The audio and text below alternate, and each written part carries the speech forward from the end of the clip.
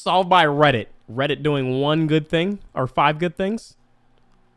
At around 3 p.m. On the 24th of April 2022 at around 3 p.m., 10-year-old Lily Peters left her home to visit her aunt on her own. My favorite streamer all time, bro.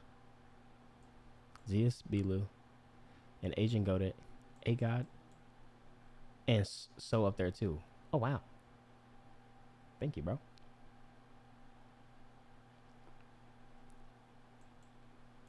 My guy. Oh wait.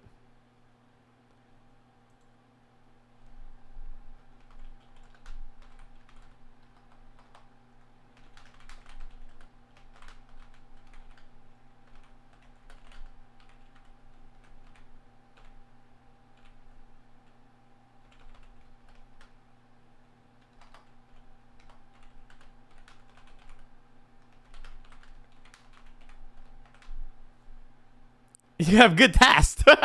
You have good taste. You have good taste.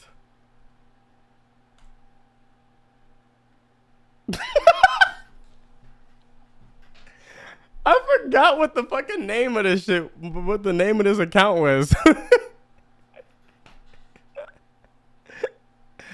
I forgot the name of this account.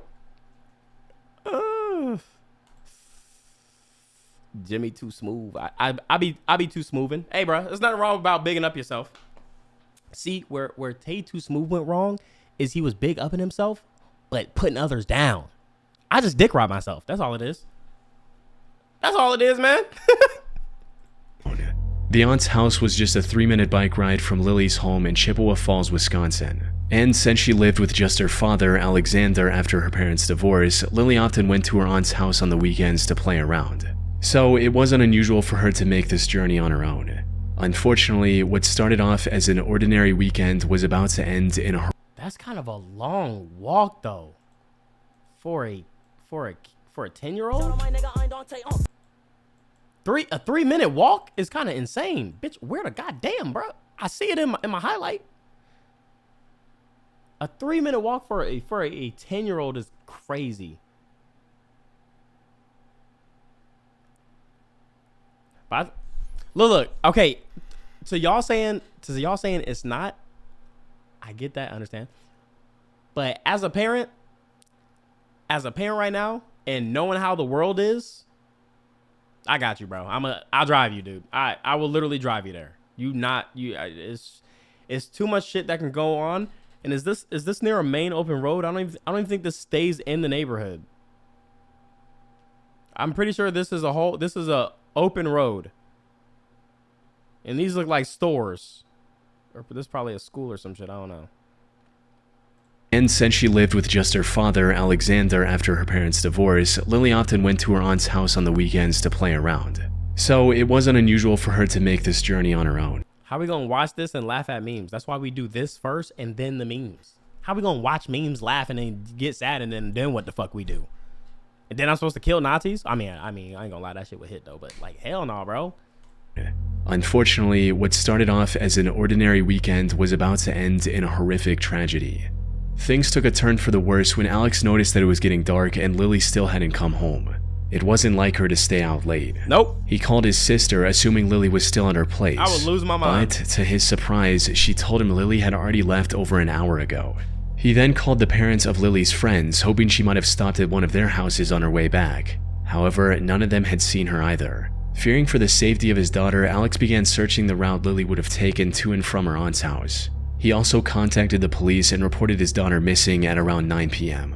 While the authorities didn't issue an Amber Alert, they quickly formed a search party to help look for her in the surrounding area. And after hours of searching, Alex finally discovered the first clue to his daughter's whereabouts: her bike, abandoned in a nearby wooded area. But Lily herself was nowhere to be found. Police deployed drones and rescue dogs to search the woods and investigate the hiking trail that ran through the area.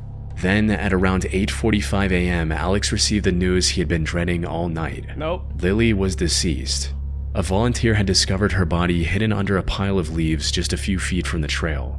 After a brief examination, police ruled her death a homicide and began looking for the perpetrator. Unfortunately, they had nothing that could lead them in the right direction. That is until someone made a post about Lily's case in the true crime subreddit. While everyone else was speculating on what could have happened to Lily, user HomesliceNation4 came forward with a crucial piece of information in a now deleted comment that read, "What's scary is I was playing Pokemon Go in the park that day and walking along that very same trail. My stomach turns when I think that I saw that girl in a pink/purple hoodie on her bike with another kid on my way out. I have a suspicion that it could be another kid that did it." Another user called the police tip line to report HomesliceNation4's comment. And to everyone's surprise, this was the breakthrough the investigators. It's like, bro, I don't want to be that parent that's like, no, you can't go to sleepovers, or no, you can't do this. Or like, but dude, as a father now, it's like, it's your child is so precious to you and adorable. Like, bro, when Demir like hits his head or something, because every time he gets hurt or something, we always be like, you're okay. So it's like now whenever he hits his head or something, he's like, I'm okay. Before we even say anything, it's just like, bro, it's so adorable. So it's like, oh, you don't want nothing to happen to them. So it's like, you gotta, bro, I don't want to be like, nah, you can't do that. It's like, eventually though, you gotta let them leave the nest. You gotta let them leave the nest, man. Needed to solve the case. Because just a few hours later, police arrested Carson Peters Berger, Lily's 14-year-old cousin, as the prime suspect in her murder. Not long after he was taken into custody, Carson admitted to everything. However, just what happened to Lily that night was more horrifying than anyone could have ever imagined. According to Carson, he followed Lily as she was heading home and told her to follow him into the woods. He'd been planning this for months. Once they were off the trail, he punched her in the stomach, hit her several times with a large stick, and strangled her until she took her final breath. He then went back home as if nothing had happened. But when he heard about the search for Lily, he panicked and went back into the woods to move her body further from the crime scene and hid it under a pile of leaves. Though, all thanks to one Reddit comment, he was thankfully caught. Given the severity of his crimes and the fact that it was all premeditated, prosecutors decided to try Carson as an adult. He's still in custody, awaiting his trial set for sometime in 2026. Fucking loser. Hold on, chat. Hold on, because I gotta start. What the feck? Down. Demir can talk now? Why you say that? How many chapters have I missed? Yeah, he can talk. He can talk. It's crazy to us too. It's like still shit that he be saying that we're like, what did you just, like, how do you even know to say that? Like he was looking for something. He was like, I don't know. I was like, where is it? I don't know. What the hell? Hey, what? What'd you say? What? What the what? Hold on. What the hell? Hold on. Games. Death. Stranding. 2. I just realized I don't know if I ever put in the Wi-Fi on this computer. I mean, on this PC. $70. How does this cost less than stupid ass Mario Kart? Are you serious? Oh my God, Nintendo is a scam. Nintendo is a scam. Hold on, I don't know what's gonna pop up. Damn, well, bitch, I can't see. Oh, wait, hold on. Ooh. Shaq, should I get the digital deluxe version?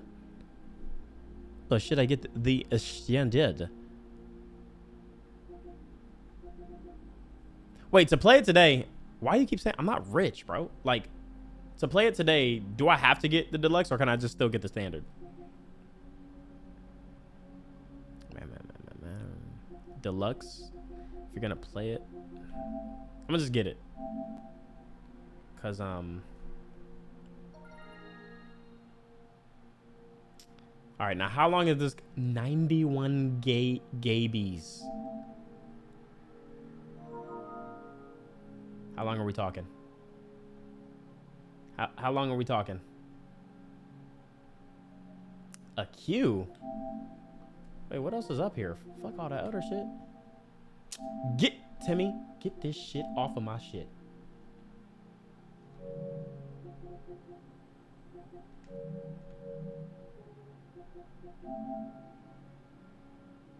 Wow. Not bad. That's pretty good.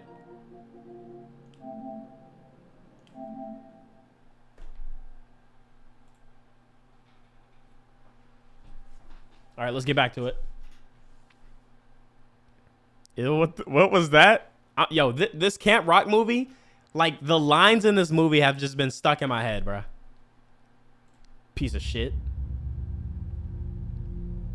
On May 1st, 2013, Reddit user ShadyBusiness15 posted on the What Is This Thing subreddit, seeking answers for a strange device he found inside his power strip.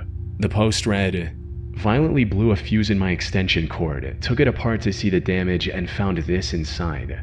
Alongside this, the OP shared pictures of 2 circuit boards connected to each other with wires, and what appeared to be a SIM card. He also cross-posted this in the Reddit Bureau of Investigation subreddit, where users noticed a microphone on one of the circuit boards and figured this was a spying device of some kind. What the fuck? With one comment providing more details about how it worked, stating, "Your extension cord is a room bug. Someone calls the phone." I just finished The Witcher 3 and oh my god, that game is amazing. Dead feels like reading Harry Potter for the first time. Magical game. Is it that good, or is he just kind of dick riding and hyping it up? Number on that SIM, and the extension cord auto answers and listens to the room. Put simply, one of the circuit boards was a cut down version of a phone that used the SIM to transfer Isn't that game like fucking 120 hours long or some shit? Audio from the built-in microphone. The second board was a power delivery module, allowing the device to run directly off of the wall power without needing any batteries.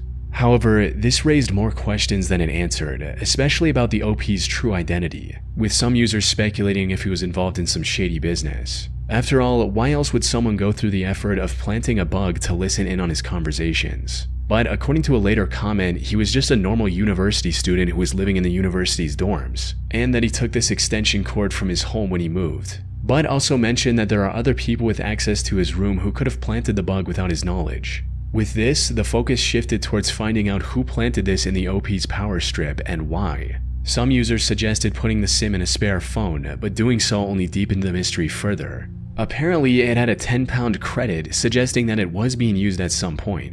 However, it didn't have any contacts, voicemails, or call logs. And judging from the network messages, the device had been active since October 2012. This also helped the OP retrieve the SIM's number, but calling it returned an automated message stating, "The service is now closed, and if you have voicemail you can turn it on." Nothing else. The OP tried leaving it active in a spare phone as well, but even after days of waiting, he didn't receive any calls or messages. It's possible the person who planted it had already gotten the information they needed, or perhaps they found out the OP had discovered it and decided to back off. In either case, the OP's only remaining option was to contact the SIM's carrier, O2. Unfortunately, they weren't much help either. He would have needed a police warrant to access the call logs, something he didn't want to deal with. Without access to the call logs, the only real suspects OP had were his own parents. However, he didn't find the spy SIM's number in either of their phones when he checked later. This left a single possibility that's also the most likely explanation for the whole thing. Put simply, the spy device was never meant for the OP in the first place. As many on Reddit hypothesized, the bug was likely intended and used for corporate espionage at some point. From there, it somehow found its way into the OP's home. Maybe one of his parents brought it home from work or purchased it in a corporate clearance sale without realizing what it actually was. But by then, the device had already fulfilled its purpose and wasn't being used. Unfortunately, while Redditors were quick to identify and solve what the device was, they weren't able to find a concrete answer for who planted it and why. The last update from the OP was in May of 2013. Chances of getting an answer now, over 12 years later, are practically zero. Wait, what? It's done? On the morning of August 9th, Dude! Wait, that was the story? What was solved? 2018, 66-year-old Susan Rainwater set out on her usual cycling route in Eatonville, Washington. But unlike the countless times she'd followed this routine, that day she didn't come home on time. Bro could be dead. Worried, her husband David Rainwater went out looking for her, only to come face to face with the aftermath of a tragic accident. Just off the side of the road, David discovered the mangled remains of his wife's bicycle. As he got closer, he saw an injured Susan lying on the ground not far from the bike. Sadly, it was already too late. Susan had succumbed to her injuries and passed away before David could get to her. Oh my god. He eventually gathered himself enough to call the police, who after examining Susan and her surroundings were able to piece together what had happened. and according to their investigation, this was a classic hit-and-run case. Susan was likely struck from behind by a fast-moving car, resulting in her getting severely injured. He did it. However, instead of stopping and helping Susan, the suspect decided to save himself and fled the scene. Unfortunately, there were no witnesses or nearby CCTV cameras, leaving investigators with no leads to follow. The only clue they found on the crime scene was this one piece of black plastic that likely broke off of the suspect's car from the collision. Investigators tried their best, but they weren't able to figure out what this was. I seen the movie. You're the GOAT. Less than 3. Hope you and your family nothing but blessings and happiness. Thank you, bro. I appreciate it. Same goes to you, bro. Appreciate the love. $13. God damn. Appreciate you, bro. Supposed to be, let alone what car it belonged to.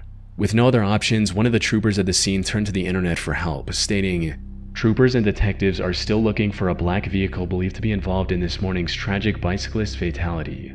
If you know anything regarding this collision, please call the Washington State Patrol." While this post received little attention on Twitter, someone reposted the query on the What Is This Thing subreddit, where it went viral and received valuable input from Don't go looking for information on Twitter. All them niggas is dumbasses. hundreds of users. And it didn't take long for Redditors to figure out that this piece came from the car's headlight bezel, as it had the notch used to access the headlight adjusting screws. However, figuring out what car this belonged to was still going to be a tall order. After all, there are dozens of manufacturers with hundreds of different models. Not to mention aftermarket parts, which would have been practically impossible to track down. But just when it seemed like all hope was lost, the post reached perhaps the only person capable of identifying the suspect's car model from that tiny broken piece. 2 hours after the original post was made, user Jeff's Nuts dropped a comment that single-handedly brought the search to a close. As it turned out, Jeff was a state inspector in Maryland, where his job was to make sure vehicles were up to code before issuing registration. So he'd seen his fair share of headlight bezels at work. And according to him, the piece police found belonged to a 1988 Chevy Silverado. After spotting the resemblance, users forwarded the information to the investigators, prompting a search for a vehicle that matched this new description. Then, just 5 days later, the state trooper announced what everyone was waiting for. They had located the vehicle that struck Susan and arrested its owner. The man responsible for her death was 37-year-old Jeremy Thomas Simon. He first claimed that he had fallen asleep at the wheel and thought that he'd hit a deer instead of a person. However, his story later changed to where he knew he hit a person, but didn't get out to help because he, quote, did not want to see a body. It was clear he was just making excuses, since authorities also found a small bag of hard drugs in his car, suggesting he may have been under the influence at the time of the crash. Go back 30 seconds? Okay, hold on. Here we go. And where 2 hours in Cape Town, different models. Not all order. After all, there are dozens of manufacturers with hundreds of different models. Not to mention aftermarket parts, which would have been practically impossible to track down. But just when it seemed like all hope was lost, the post reached perhaps the only person capable of identifying the suspect's car model from that tiny broken piece. 2 hours after the original post was made, user Jeff's Nuts dropped a comment that single-handedly brought the search to a close. As it turned out, Jeff was a state inspector in Maryland, where his job was to make sure vehicles were up to code before issuing registration. So he'd seen his fair share of headlight bezels at work. And according to him, the piece police found belonged to a 1988 Chevy Silverado. After spotting the... It's always people like that. It's just casually like, oh yeah, that's a da-da-da-da, and then the make and model is this. Yeah, man, I just work for that, so it's like that, so I know. And he like probably just did that, posted it, and then went out and just had lunch or something, not knowing that he just did something amazing. Resemblance, users forwarded the information to the investigators, prompting a search for a vehicle that matched this new description. Then, just 5 days later, the state trooper announced what everyone was waiting for. They had located the vehicle that struck Susan and arrested its owner. The man responsible for her death was 37-year-old Jeremy Thomas Simon. He first claimed that he had fallen asleep at the wheel and thought that he'd hit a deer instead of a person. However, his story later changed to where he knew he hit a person, but didn't get out to help because he, quote, did not want to see a body. It was clear he was just making excuses, since authorities also found a small bag of hard drugs in his car, suggesting he may have been under the influence at the time of the crash. In the end, he was sentenced to 4.5 years in prison. Not exactly a harsh penalty for a deadly 4 years, but it is better than nothing. Especially considering that if the Reddit user Jeff hadn't identified the make and model of Simon's vehicle and posted his findings to Reddit, there's a good chance he would have gotten away with it entirely. Yeah. Also, sorry for assuming it was the husband. I thought it was going to be one of those. That's like like watching Nick Crowley's videos, like it's always like some crazy ass twist. In October 2024, someone noticed that one of their electrical outlets in their home looked different from the others. It looked like it had a camera inside, but it wasn't super obvious. So they turned to Reddit and posted photos of the outlet, hoping someone would either confirm or deny their suspicions. They also explained their situation further in a comment reading, "I've had a stalker in my apartment broken into in the past. I got a camera detector for peace of mind, not knowing it would read anything, but it led me to this and detected radio waves and reflected back with the infrared. The bottom ground looks different than the other GFCI plugs in the rest of the complex." What? Right away, several people agreed with the OP in that something was definitely off about the outlet. Then, just 40 minutes after the post went up, one user confirmed the OP 100% had a hidden camera in their home by tracking down the exact model for sale online. What? And according to its product page, it's a wireless camera that could transmit 4K video completely over Wi-Fi. Given the OP's history with a stalker, the same person was likely behind installing the hidden camera as well. Many strongly suggested the OP get out of the house and call the police. Unfortunately, what happened next remains a mystery. Oh. The account that made the post was a throwaway the OP created solely for this purpose, and after confirming their suspicions, they never posted any new updates. Oh shit. In July of 2012, user Delver of Secrets damn. Reddit account made a post in r/askreddit. See, I'm thinking there's gonna be more, but like that, it's literally just. I mean, they solved it. They solved it, but yeah. What about her? Is she good? Looking for answers on a strange encounter they recently had. It stated, "Today, a homeless-looking man handed me $50 and this note. Do any of you have any idea what it means? Dear Reddit, I work in New York City and was dragged into a very curious situation today. I was taking the 1 train from Midtown to the financial district, and as usual, the train was pretty packed. I bumped into a raggedy-dressed man as we got on, and he shot me a quick smile. I thought nothing of it until he went to get off at 14th Street and he handed me a $50 bill along with a note. Before I could even open my mouth to ask him a question, he was gone. Below you find pictures of both the front and back of the note. I've been looking at the note all day, and needless to say, I have no idea what it means. It's handwritten on a 3x3 square piece of paper with no identifying marks and no watermarks. There's a hand-drawn grid, and at a couple of spots the cells of the grid are combined. The note has random characters written throughout it, and the bottom quarter is filled with random shapes and numbers. Maybe I'm just reading way too far into things, and he was just another crazy New Yorker, but I figured it would be neat to see if anyone has run into this similar situation.